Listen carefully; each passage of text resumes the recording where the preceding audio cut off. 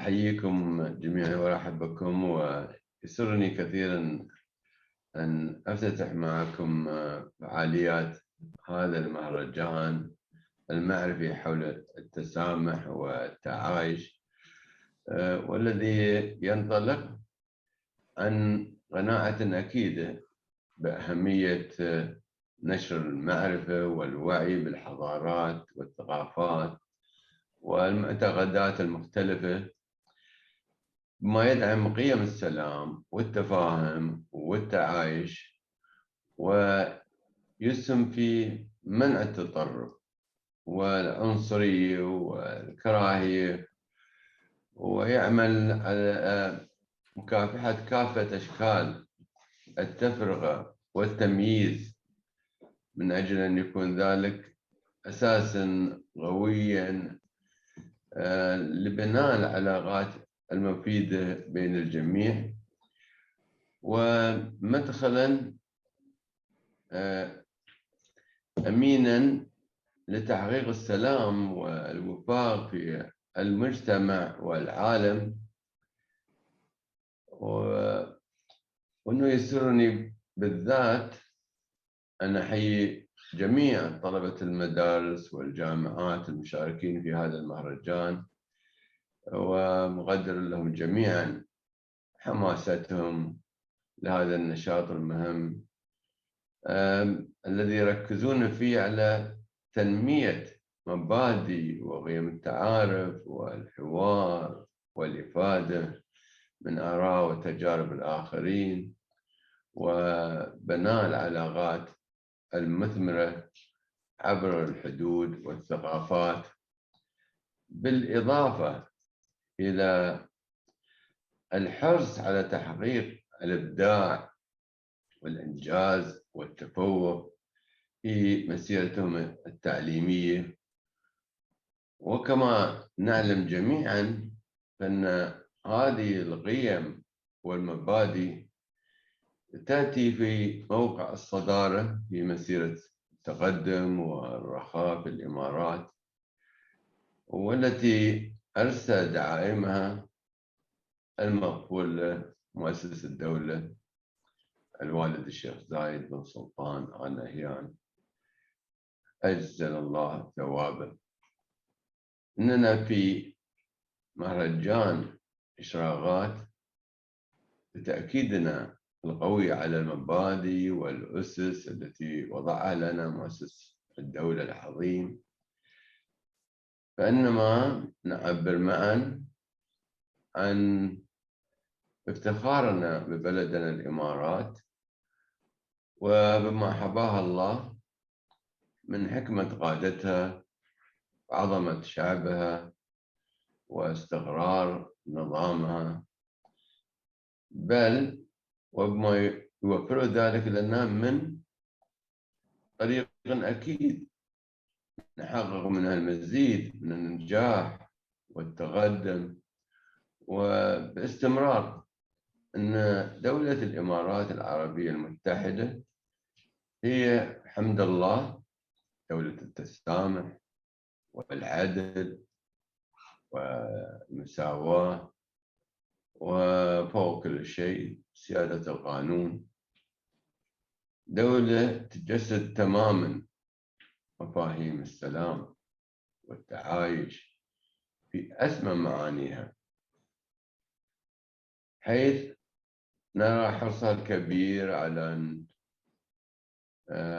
تقوم العلاقات بين الجميع على الحوار النشط والتفاعل المثمر، يتعايشون معا في مودة وسلام وسعي مشترك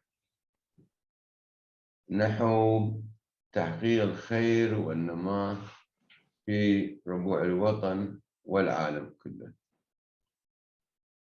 نحن ولله الحمد دولة يلتحم فيها الشعب مع القيادة، ويلتف الجميع فيها حول مبدأ وطني مهم يؤكد عليه دائما بالقول والعمل صاحب السمو الشيخ محمد بن زايد آل نهيان ولي عهد أبو ظبي نائب القائد العام للقوات المسلحة حفظه الله.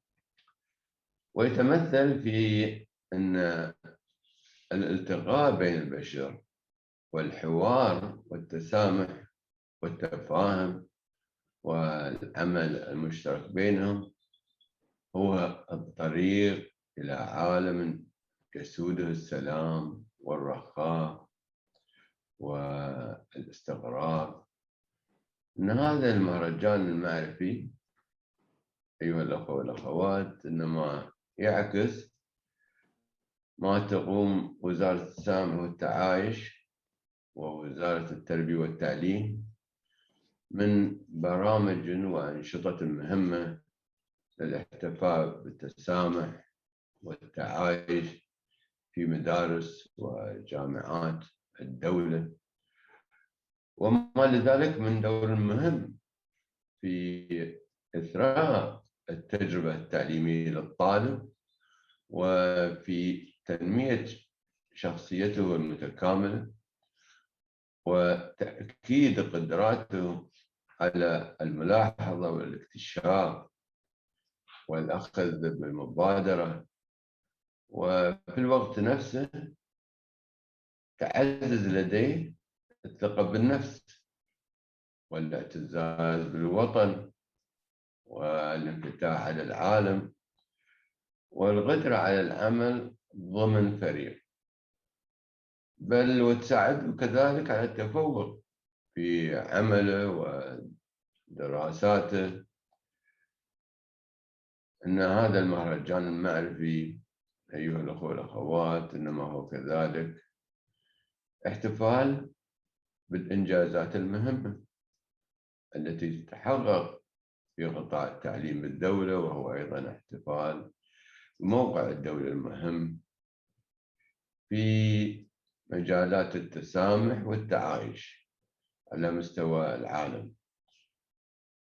هو احتفال بالارتباط القوي بالجذور الأصيلة لمجتمع الإمارات وما يتسم بهذا المجتمع في الوقت نفسه من حرص على الأخذ بالمعارف والمعارف المتطورة وسعي نحو تأكيد كافة المبادئ الإنسانية النبيلة وعلى كل المستويات. إنه لما يبعث على السرور حقا أن هذا المهرجان إنما يؤكد على أن دور النشء والشباب في تعزيز ثقافة التسامح والتعايش لا يقتصر فقط على المناقشات الضرورية والنظرية، بل هو كذلك مجال للمشروعات العلمية وبرامج التطوع والخدمة العامة. يؤكد هذا المهرجان كذلك على أن هذا الدور المهم إنما يتم تطويره باستمرار من خلال توفير فرص التعلم والتدريب بالإضافة إلى المعارف والموارد التثقيفية الملائمة، وذلك في إطار يدفع الطالب إلى التعلم المستمر والبحث عن الأفكار الجديدة والإفادة، وما يتيح العصر من تنوع كبير في الأفكار والخبرات والتصورات، وبحيث تكون الأجيال الجديدة دائما قادرة على القضاء على أي شعور بالتهميش أو الإحباط أو التراخي، بل على عكس ذلك يسعون بكل جهد وطاقة إلى عمل الخير وإلى تحقيق كل ما وهب الله لهم من طاقات وإمكانات.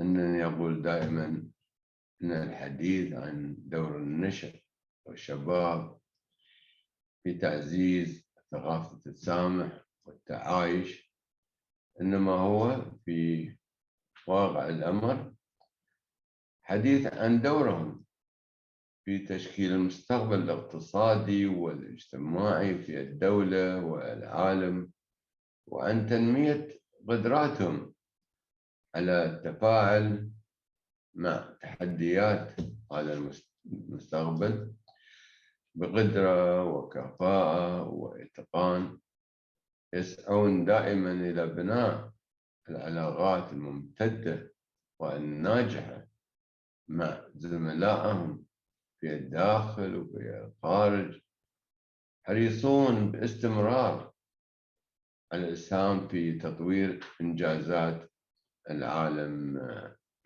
من حولهم. أدعو الله سبحانه وتعالى أن يوفق النشء والشباب في الإمارات وفي العالم للإعداد والاستعداد للقيام بمسؤولياتهم في خدمة المجتمع والإنسان، وأن يجعلهم دائما عماد المستقبل وسند المجتمع، وأن يكون باستمرار قوة دفع إيجابية نحو عالم يسود بالتسامح والسلام والأمن والاستقرار. آسف إذا طولت عليكم، بس مرة أخرى أرحب بكم أيها الأخوة والأخوات جميعا، وأشكركم على حضوركم، مقدر لكم هذا الحضور والمشاركة. وفقكم الله إلى كل عمل صالح، ووفقنا جميعا لخدمة هذا الوطن العزيز في ظل قيادتنا الرشيدة، وإن شاء الله في مؤتمر ثاني نلتقي بدل ما نطالع الشاشات قدامنا ونشوف اللي موجود اللي موجود. الله يحفظكم وشكرا، ونلتقي إن شاء الله على خير. شكرا. Thank you, Your Excellency Sheikh Nahayan, for such a heartwarming and inspirational speech. And we are certain that the students, educators and parents will benefit greatly from the wisdom that you have so kindly shared with us today. And we very much look forward to an exciting 3-day journey as we experience this exciting new initiative. Now, today marks a very special day as we all gather to celebrate and experience the first edition of Eshraqat, Tolerance Enriched Learning Week. Now, this unique initiative bears testament to the importance that we all place on core values and positive learning. 3 days of rich and diverse topics are set to enthrall us all. It now gives me great pleasure to introduce our next speaker today. His Excellency Hussain bin Ibrahim Al-Hammadi, the Minister of Education, is set at the helm of the education sector here in the United Arab Emirates. And he's joining us this morning to share with us his views on the importance of tolerance-based learning. Your Excellency, thank you very much for joining us today. السلام عليكم ورحمة الله تعالى وبركاته.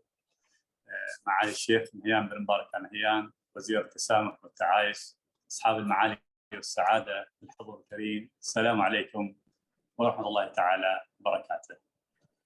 إنه لمن دواعي سروري وشرف كبير لي أن أنضم إليكم في مهرجان إشراقات معرفية في التسامح. هذا الحدث الذي يجسد رؤية القيادة ونهج الدولة في تعزيز المضامين والقيم الإنسانية، وفي مقدمتها التسامح. ليكون التسامح أسلوب حياة في مجتمع دولة الإمارات ومجتمعات العالم قاطبة إن شاء الله. ومن هذه المنصة يسعدني أن أتقدم بالشكر الجزيل إلى معالي الشيخ نهيان بن مبارك نهيان، وزير التسامح والتعايش، على ما يقدمه من دعم كبير للتعليم ونشر بذور المعرفة والقيم الإنسانية التي تساهم في تماسك نسيج المجتمع. هذا الحدث الذي يناقش دور التعليم في بناء أجيال إنسانية متماسكة بالقيم المثلى والأخلاق الفاضلة التي تنبذ التطرف والتعصب والكراهية، وتدعو إلى التسامح، التعايش والحوار عن الآخر. وهذا نموذج في دولة الإمارات مميز، نموذج التعاون بين المؤسسة التربوية ووزارة التسامح والتعايش، رائد بكل المقاييس ومرجع عالمي، وهو ما انبثق عنه مبادرة التآخي بين المدارس الحكومية والمدارس الخاصة بدعم خاص ومتابعة من معالي الشيخ نهيان. إن هذه الرؤية الإنسانية ليست وليدة اللحظة في وطن تأسس اتحاده على استشعار ضرورة البناء وتشييد لبنات الوطن على أسس راسخة وقيم فاضلة حتى يواصل رحلته في التميز وتمييز أبنائه. الأخوة والأخوات، إن المعرفة والقيم الإنسانية وجهان لعملة واحدة، ولا يمكن انسلاخ أحدهما عن الآخر، وإلا فقدت الأمة جوهر بقائها وازدهارها. الصراع الحضارات في الأساس هو صراع أخلاقي في جوهره، والبقاء للأمة دائما القادرة على أن تحافظ على أصالة قيمها ومبادئها الإنسانية، لتنطلق بعدها في البحث والعلم واستكشاف عوالم المعرفة، لتأخذ موقعها الريادي والحضاري الممتد والمتجذر في التاريخ. في الإمارات هناك وزارة للتسامح والتعايش، وهي الأول من نوعها في العالم. وفي الإمارات أيضا تم الإعلان عن وثيقة الأخوة الإنسانية التي احتضنتها العاصمة أبو ظبي.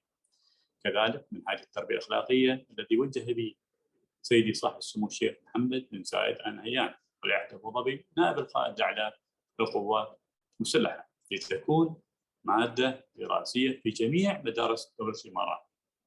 كما حرصت الوزارة على تضمين مناهج الدراسات الوطنية والاجتماعية بالقيم الفاضلة والدروس التي تعزز في الطلبة قيمة التسامح، فضلا عن انطلاق عام التسامح في 2019 وما تضمنه من العديد من المبادرات الإنسانية التي وجهت بها القيادة، ونلمس أثرها محليا وإقليميا.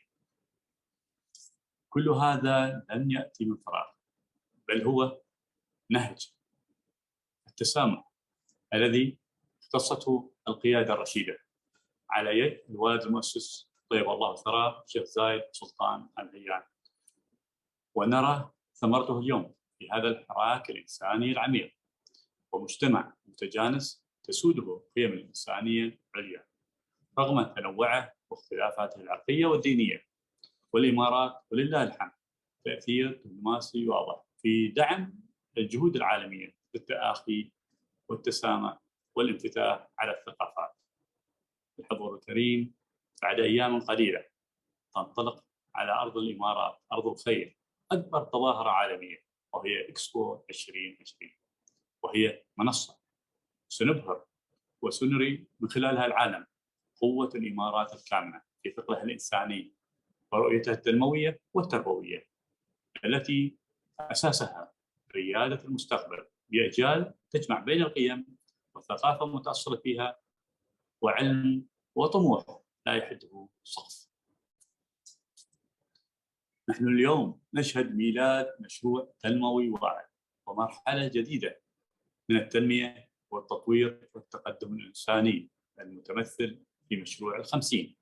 وفي خضم استعدادنا لمتطلبات المستقبل نسعى لصناعة إنسان المستقبل المتعلم والمهاري والمتمسك بثوابت الوطن وقيمه وعاداته وهويته.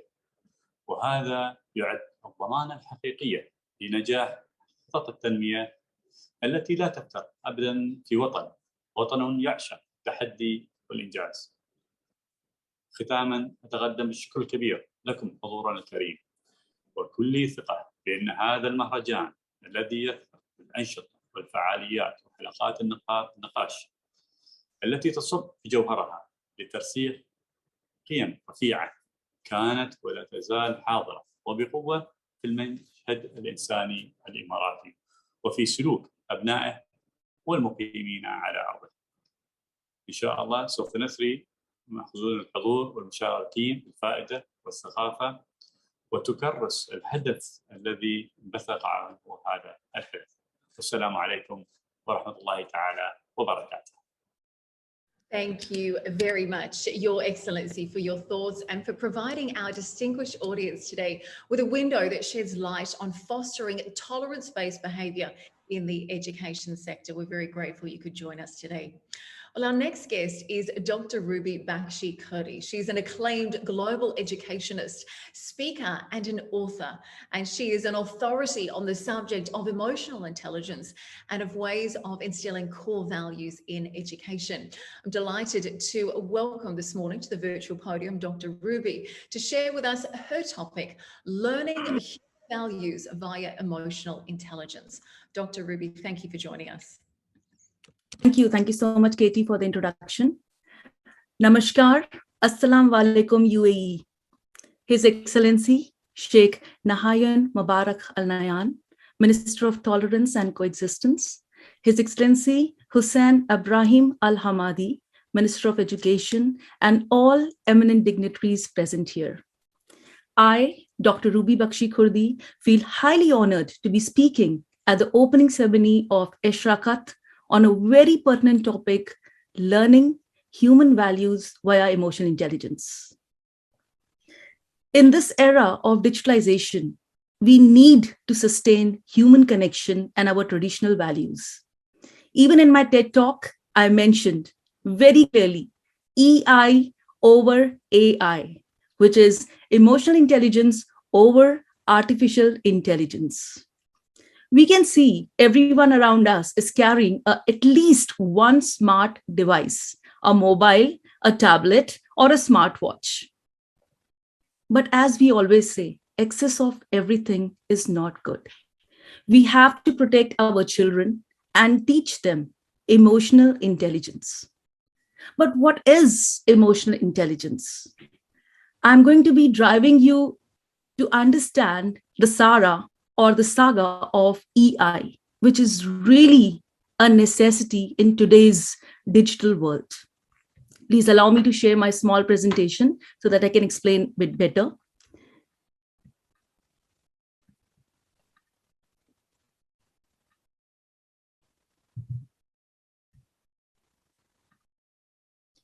Emotional intelligence is the ability to understand one's own emotions and also understanding emotions of others. We can see these smileys. These days, it's very easy to say something via these smileys, which are there on all phones. When we are feeling good, we send a smiley. Not feeling good, thumbs down. In some ways, we are kind of moving away from the human connection, which was really a main thing in the golden old days, when people would actually go out and talk to each other. People would actually sit over dinner and talk. But all these things are kind of withering away somewhere where we don't see them, unfortunately.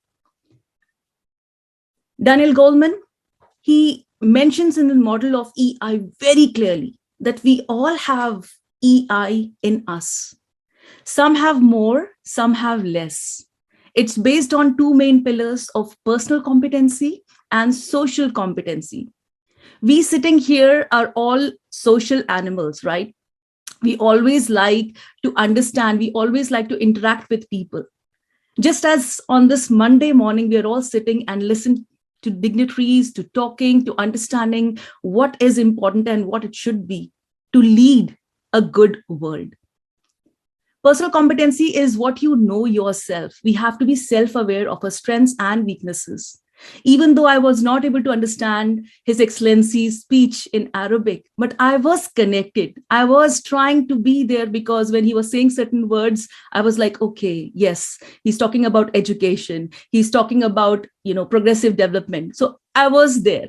And that is what is important. When we are on a specific mission of educating, of leading a progressive nation, we just connect. Language is not a barrier. So personal competency is when you are aware of yourself first. Once you know your strengths and your weaknesses. Once you're aware of your strengths and weaknesses, you want to share and connect with other people. Sitting all the way in Switzerland, I wouldn't feel the pleasure of connected with all of you sitting far, far away in Dubai, in UAE, but still we are connected. So thanks to technology, for that. But at the end of the day, it's the man who's controlling and preparing the things. Let's not forget that how we can make it more and more useful by having a good balance between technology and what a man can do and sustain it. So moving forward, once we have a good control over our social competencies, we move towards creating social awareness on topics like, which are very important for the development of children, for people who are kind of struggling, who are not sure how to do and what to do. So social awareness and self-awareness go together, just like four wheels of a car.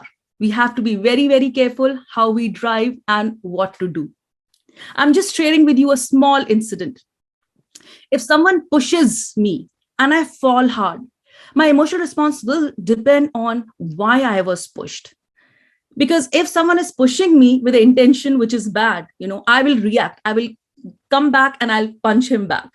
But if it was for my betterment, maybe there was something coming, there was a car coming and I was in the middle of the road and he tried to push me, I'll feel honored. I'll feel great that he saved my life. So it all depends what is the intention and how we work on those intentions to convert them into something positive and something constructive. And this all works well when we work together as a great team of policymakers, educationists, and people from the normal conditions, or I would say the normal social beings. So the need of the hour is to understand human values. These are social standards which give you the idea of do's and don'ts, the right and wrong, what to do and what not to do. Values constitute the basis of every culture. Doesn't matter you are in European culture, Indian culture, Arabic culture, American, whatever culture you are following, you will definitely have some set of standards which will drive you to understand and make it sustainable and meaningful. I would just say family is the first school for every one of us, where we understand the human values, our traditions, our cultures. In the old days, it was transmitted very well by the grandparents when we were living in joint families. I miss those things very much. Staying here in Switzerland, I really miss those. Because when I was in India, I would be living with my grandparents and we would always hear these beautiful stories. We would do this, we would walk in the jungle, we would go for cutting the woods. And I would feel excited just listening to my grandfather when he would say all these stories from Kashmir. But in here, I miss on those things, though I try to do those things for my children as well, but still it's not the same. Because the kids today are techno kids or technology kids. They need to have their gadgets all the time and everywhere. So it's our responsibility as parents. It is our responsibility as educators. It is our responsibility as whatever role we are playing, brother, sister, aunt, uncle, to show and install these values in such a way that it becomes fun for them. They don't feel of it as a moral lesson. You have to do. No, I don't say that. We have to do it in a way that they feel it is a must, and which I'm trying to do a lot sitting here in Switzerland. I'm always trying to create game-like situations. Even in my teachers fraternity, or I would say in educators fraternity, I'm known as a gamification innovative educationist. And I love the tag. Believe me, I love the tag because I don't want students to be bored in the classrooms. I want them to learn and enjoy. Make it a learning experience, not a punishment. And this can only be done when they are sitting and enjoying the things, just as it's a fun or it's an activity which has to be done with everyone. So the human values are on 5 main principles: the principle of truth, love, non-violence, right conduct, and peace. If we somehow work on these 5 principles, just as you see these children holding hands across the globe, if we think of this as a globe and all of us are holding hands and working together on a consistent basis, imagine how beautiful the world will be. And believe me, it's not something that I'm saying just for theory or just for the heck of saying.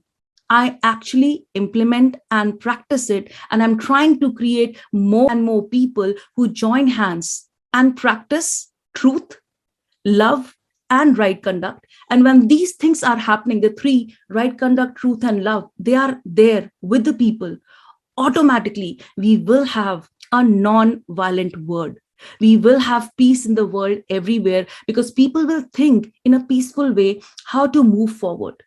These are not just things in theory, or these are not just things that are in the books. We need to take the responsibility and move towards making it a success. And this lies in the hands of each and every one of us as citizens, as global citizens, or as responsible citizens, what we can do to make it happen. During pandemic, we just saw that, or I would say we are still seeing how much we learned from those not very welcome situations. No one would have thought in 2020, March, something like this could happen and would shake the entire world. But of course, it was a learning experience. It did shake us, every one of us, all over, but still, we had to come back and be on ourselves and take the responsibility of moving forward, not be so shaken up that we are just lying flat. Responsibility matters. Be responsible for your action. Take it and move forward. Because if you don't take the responsibility, the doctors were thinking just about themselves and sitting at home, we would not be seeing so many lives that were saved. Grandparents took the responsibility even though they were away from their children, but still they were able to be there talking through Zoom, through video calls and things like that, because they wanted to be connected with their families. I'm sure each one of you who's sitting here went through and can easily remember what you went through and what you're still going through. But did you give up? No, we should not give up. Doesn't matter what situation comes, we should not give up. Because if you have strong human values that keeps you grounded, doesn't matter what position you are, you will always strike and revert back much, much stronger. And it's true when we say the need of the hour is to take responsibilities, it totally depends on the people in terms of doing their bit. During pandemic, even though it was dark, it was unbearable, but there was a tunnel on the other side there was a light on the other side of the tunnel. And that's what I did. As an educator, I took the responsibility of writing a book just because I felt everyone was struggling. Everyone was unable to understand or not know what to do and what not to do. And as an educator, I was trying to conduct my classes in a fun way. And whatever I was doing, I just penned it down. It was not in my to-do list. I had never thought to be a writer or an author, but it was bestowed upon me. I think God had plans for me, and that's how it happened. I wrote a book in which I shared the experience, and it is something just to help the people. It's just to help what I was going through and what made my classes rock, what made my classes go great. All my students were there with their cameras on. Yes, I want to say that loud and clear. All the students had their cameras on throughout the sessions, whether it was 2 hours, whether it was 4 hours, because we were learning together. I was not their teacher. I was their facilitator. I wanted to make things easy for them, because we all know how difficult it is sitting in front of your screens, looking at the screen, breaking your backs, breaking your eyes, and at the end of the day, having a severe headache. So this book is something that I thought will really help, especially our teachers, especially our facilitators and trainers, fraternity, who are still struggling. A lot of people who are still struggling. It is just an endeavor to help them and make things easy for them. How can teachers empathize with their students? $1 million question, especially now, since we have so many educators who are the torch bearers, who are the people who are creating the leaders for tomorrow. We definitely need to make them strong, have a great sense of achievement in whatever they are doing, and keep on pushing them, keep on motivating them. And when we say educators, I'm not just talking about the academic degrees. I'm not talking about just those kind of things. I mean, making your students self-sufficient. And as an educationist, I always teach these acronyms to my students so that they're able to learn the difficult theories in an easy way.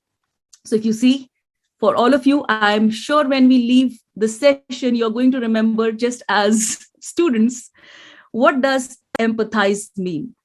Empathize stands for empowering, motivating, practicing the session, whatever you are doing, practicing it yourself, not just speaking, allocating resources. If there are limited resources, make sure that we need to distribute without any bias amongst all the people, irrespective of their status, their class, their color. We need to allocate resources equally and fairly. Train the brain. As I said, it's a must. We need to update our skills all the time. We as educators and students as well, both of us, we need to train our brain at all times. Hand over responsibility to the students. It's a must. Empower your students. Don't make them think that they know little than you and that's why they are students. Hand over responsibility, delegate them so that they feel that sense of achievement and do better. Innovate. The need of the hour is keep on innovating your methods, keep on innovating your ways of teaching, come up with great ideas that is a fun for you as well as for others who are there with you. Be sympathetic. It's really, really important, especially now. We need to be sympathetic for the simple reason we don't know what the other person is going through. So try to be thinking like them, think of their situation and try to empathize and sympathize both at the same time. And last but not the least, keep on evaluating, not just your students, but yourself as well. You need to check on yourself what you are doing. Keep on doing SWOT analysis for yourself as well, because only when you are aware of your strengths, you will convert the weaknesses into strengths. And keep a tab on the opportunities and threats that are around you, because the more and more you see those opportunities, the more and more you're aware of those opportunities, the better it is for everyone to understand and move forward. It is really important when we think about these criteria, how we can do and what we can do to make it a win-win. During pandemic, everyone was going through the stage which was unexplainable. People were not understanding what to do and how to do. So the need of the hour is to connect, communicate, and collaborate. I highly recommend these three for every one of us. It is something that we should all do, because only when we think about the positivity, only when we think about what can be done to bring about a change, we can definitely move towards a better future and a stronger future. So it totally depends on what to do and what can be done in order to understand and make it a win-win for everyone. On this, I would like to take and thank the Ministry of Tolerance and Coexistence UAE for giving me this beautiful opportunity to connect with you all. And thank you so much for being an amazing audience and listening to me and understanding my point of view. It is important. The more we connect, the more we create, the better it is for everyone. And as I said, the need of the hour is to be more working on creating a resilient, tolerant, and progressive world.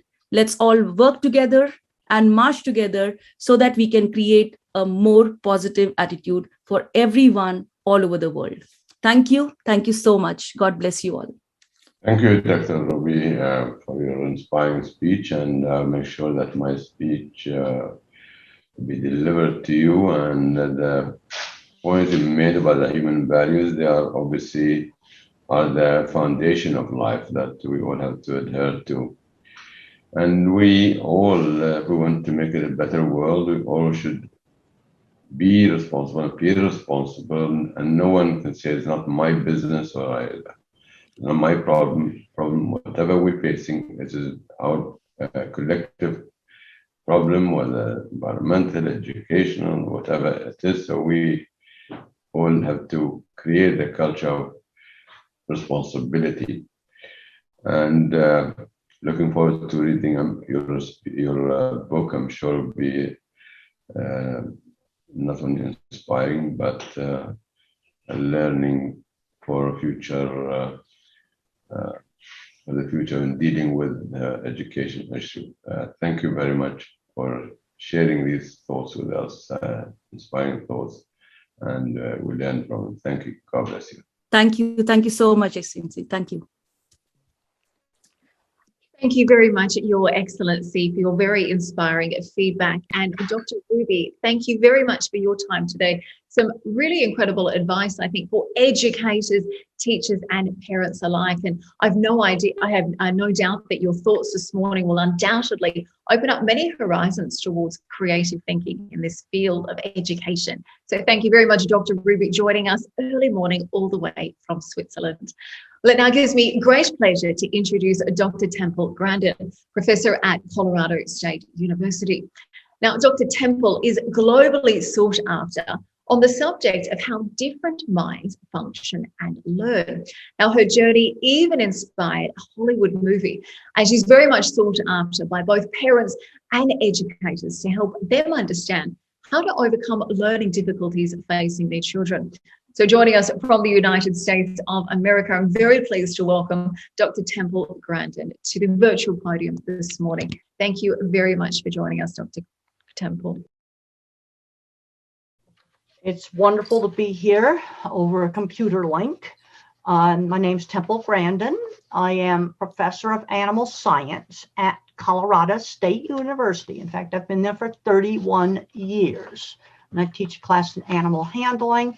I also have my students do a scale drawing and learn how to actually design sort of architecture of the facilities. I had no speech until age 3. So I was a severe autistic kid when I was 3 years old. I had excellent early speech therapy. I had some very excellent teachers. My primary school teacher. I had a wonderful science teacher when I was in high school. And he gave me interesting projects and got me motivated to study. Cannot emphasize enough the importance of mentors and teachers. Now, I had a lot of problems with bullying in school, high school, teenage years, the worst. I was called all kinds of names. I was called Bones because I was skinny. I was called tape recorder because I kept repeating the same things. But fortunately, in my early school years in primary school, I was not bullied because my teacher, Mrs. Deach, explained to the other children that I had a disability that was not visible like a wheelchair would be visible. And she explained to the other children they needed to help me. So I managed to get through primary school without being bullied. And when I was 8 years old, I still didn't know how to read. My mother homeschooled me and taught me to read with phonics. Some kids are phonics learners, others are sight word learners. And get a book, use a book that the child actually be interested in. If the child likes cars, then maybe read about cars. Now, autism is a very big spectrum. It goes from Einstein, who had no language till age 3, to Elon Musk, who announced he was autistic on a TV show. And I've always thought he was autistic. I read a biography about Elon Musk, and I had it marked up like 5 or 6 years ago when the book first came out, the sections where I thought he was autistic. And then at the other end of the spectrum, you've got people with very severe disabilities that cannot talk, maybe cannot dress themselves. I want to emphasize the importance of developing strengths. People who are autistic have uneven skills. They often are good at one thing and really bad at something else. And we need to put the emphasis on the area of strength. For me, it was art and mechanical things and building things. And for another child, it might be mathematics. It might be computer programming. Now, in order to find out where a child's strength is, you need to expose them to lots of different things. My favorite classes in primary school were art, sewing, and woodworking. I just loved those things. And my ability in art was encouraged. And you want to expand. For example, if a child's interested in cars, then start showing them how they work mechanically, learn about the physics of an engine, do mathematics with cars. Now, there's a difference between an interest and a skill. An area of skill might be mathematics. It might be music. It could be learning foreign languages. It could be mechanical things. Those things are skills. Interests would be horses or cars. So what you want to do is take the interest and expand it. Read about the interest. Do mathematics with the interest. Expand it and broaden it. Now, there's three kinds of specialized thinking. I am an object visualizer. Everything I think about is a picture. And I've got a chapter in my book, The Way I See It. This is my most basic book on autism. It's available online. A lot of little short chapters. I'm an object visualizer. Everything I think about is a picture. So that's really helpful in doing mechanical work or doing industrial design, because I think in pictures. Absolutely can't do algebra. Can't do algebra. Never have passed an algebra class. And I've done lots of engineering work, but can't do algebra. And then you have the mathematical mind. He might love algebra. And mathematical mind, if you see a 7-year-old or an 8-year-old that's good at math, move them ahead in math. But the mathematical mind, and that's called the visual spatial, and the picture mind, my mind, were totally different kinds of thinking. And you need both kinds of thinking. I've been involved with the construction of very large meat factories. And my kind of mind does all the clever mechanical equipment. The mathematical minds will do the boilers, refrigeration, water, and power requirements. So you need both kinds of minds. So we have picture thinkers, we have mathematical thinkers, and then we have word thinkers. Build on the strength, and we need to start thinking about what kind of careers could the person go into. People like me, very good at fixing things, become mechanics, designing mechanical equipment, building things, the mathematicians, computer scientists. But unfortunately, I'm seeing kids that are very good in math, and parents don't think to teach them computer programming to see if he could do computer programming. Now, some individuals with autism have sensory issues like sound sensitivity. If a child hates the sound of a car honking horn, let the child turn on the sound where they honk the horn. And then they might get to where they can tolerate honking the horn of the car, and it's not going to bother them anymore. But sensory problems are real. I had problems with scratchy clothes, so I've got to find fabrics that are not scratchy. Some individuals have problems with lighting that flickers, and there's some individuals that need some sensory breaks. The other thing that's really important is learning working skills. Working skills are different from academic skills. And in my generation in the US, 11-year-olds had paper routes where they delivered the papers, they learned working skills. We no longer have those. So we have to find other ways to learn working skills, like maybe volunteer jobs. But it's important to learn how to do a skill, do a task outside the family where somebody else is the boss, and do it on a schedule. Really, really important. Now, let's look at some jobs we want to avoid. Super busy takeout window with a giant line where it's just really chaotic. Multitasking is something I'm not able to do.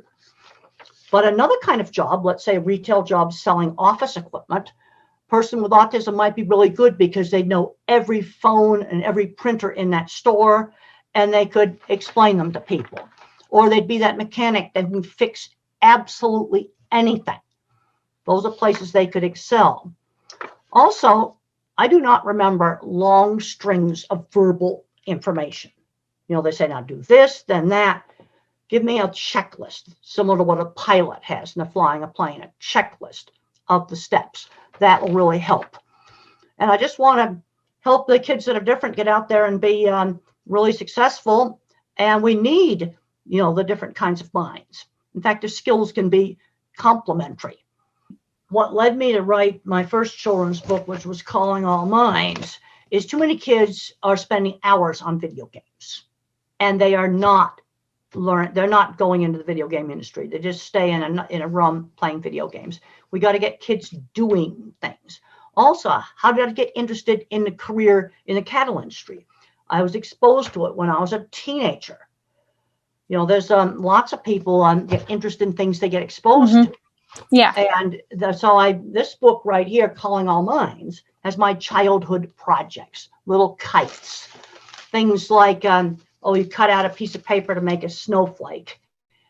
And one of the problems we have today is children aren't doing hands-on things. and they are afraid to make mistakes.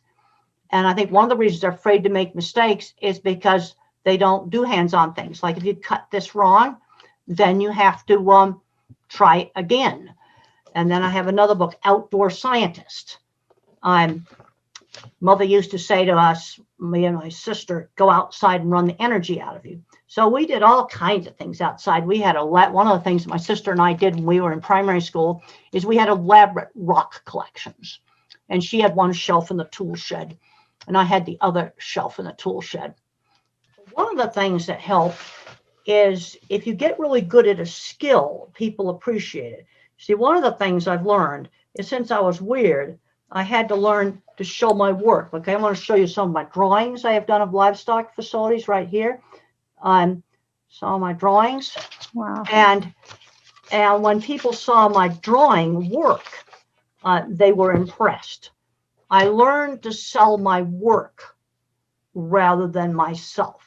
And when they saw my drawings of cattle facilities, they went, wow, yeah, we'll hire her for a job because she's really good at it. Or if the person was good at computer programming, you'd show off maybe a paragraph of code, and you need to present your portfolio really neatly. And you want something that somebody can look at very quickly and go, wow, that's wonderful work. And one of the mistakes that's been made in schools around the world is taking out classes like, cooking, sewing, art, woodworking, mechanics, welding, scale drawing, computer drawing. Because when you take those classes out, kids aren't getting exposed and finding, well, I really like computer programming, or I really like working on engines. You don't know until you try it. And you need all the different kinds of minds. We've had big floods in New York. Well, there's some very talented people that have to fix the subway after it is flooded. And they are highly, highly skilled people. I spent 25 years with heavy construction. I would sell a cattle handling facility design, do the drawings, supervise its construction, and then start it up and make sure it worked. So I was working with the engineers, I was working with all kinds of people, and you had the visual thinkers like me that would design the very clever equipment in a factory, like a packaging machine.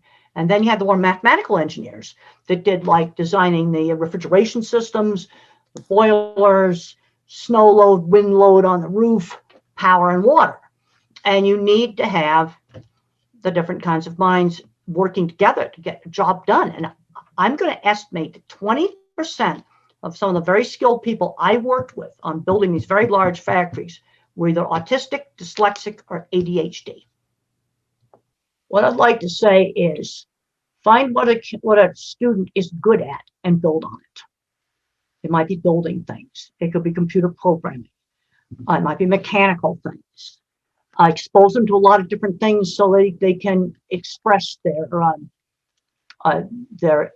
abilities. Get them out there, get them doing things, find out what they're good at, build on what they can do. Often there's too much emphasis on what they cannot do. For me, it would be algebra. And not enough emphasis on building up the area of strength that could lead to a really good career. I was looking up the Steve Jobs Theater, and it has a carbon fiber roof, and that was made in the Middle East. It's a very, very specialized carbon fiber roof. Everybody needs people with skills. And there are autistic individuals that be extremely good at all sorts of things. Also, they have attention to detail. We had a great success where a person with autism was hired by a food safety laboratory. And this person was in charge of receiving all the samples that came in. And you have to receive them very carefully because if you cross-contaminate the samples, that would ruin the tests. And they're very happy with this person. Also, we've got to work on ways to improve hiring practices. Conventional interviews work really poorly. Many good jobs are just gotten through contacts. Somebody knew somebody. Also, what some employers have done in the US, and this could be done in any country, is take this person that's socially awkward and let them just try a job for a while, whether it be computer programming. We've had some big successes where teenagers went in car dealerships and just started selling cars, even though they couldn't drive. They were selling cars because they knew every car on the lot and they were allowed to demonstrate those cars in park only. So specialized sales, some people on the spectrum are really good because they have knowledge of a highly specialized product. Thank you so much. It's been wonderful to talk to you, and thank you for having me. And I'm really happy to be here on, by a virtual computer link. Thank you, Professor, for being with us. I don't know what time it's in Colorado now, but I'm sure it's late. You would definitely inspire us, and I admire your courage, your confidence, and never giving up on what you wanted to achieve. Of course, as they say, the impossible we can do at once, and miracles takes longer. You achieved both in your perseverance and determination. I agree with you absolutely that if there's the greatest failure in our education system is not allowing the student to do what they feel they can do. And if we manage to get them not to feel scared of failing and making a mistake, we should encourage them to think outside the box, to do things for themselves, and not to be afraid of failures or mistakes, and use these are as lessons and build on them. As you know, to education and Latin means to draw out. So the best way of education is not stuffing the student with information, is encourage them to find out for themselves, research for themselves, be independent. These are the values which I think will create a better future generation. Thank you, and I admire what you've achieved and what you've done. And thank you for participating in this gathering. And hopefully we'll see you in the UAE to teach us more about your great experience. God bless you. Thank you very much, Your Excellency, for such wonderful feedback for Dr. Grandin today. And Dr. Temple Grandin, thank you so much for joining us. I think some really essential, very hands-on tips here. The fact that you're helping children really make sure that they can focus on the strengths, focus on what they're interested and engaged in, and also the importance of making sure that they are discovering real working skills outside of the family. Some really fantastic advice there. You're definitely an inspiration to all of us, I think. So thank you so much for joining us for such an informative journey into the different types of minds that make all of us special in our very unique ways. Well, before we conclude this morning's opening ceremony, please join with me in thanking His Excellency Sheikh Nahayan Mabarak Al Nahyan, UAE Minister of Tolerance and Coexistence. Very big thank you, Your Excellency, for joining us this morning. Thank you also to His Excellency Hussain bin Ibrahim Al Hammadi, UAE Minister of Education. And of course, a very big thank you to our other distinguished speakers who have joined us this morning for their time and insights. Your Excellencies, distinguished guests, ladies and gentlemen, students, boys and girls. The Ministry of Tolerance and Coexistence is very proud to give you and officially declare open its annual event, Eshraqat, Tolerance Enriched Learning. Let's take a look now at this special film.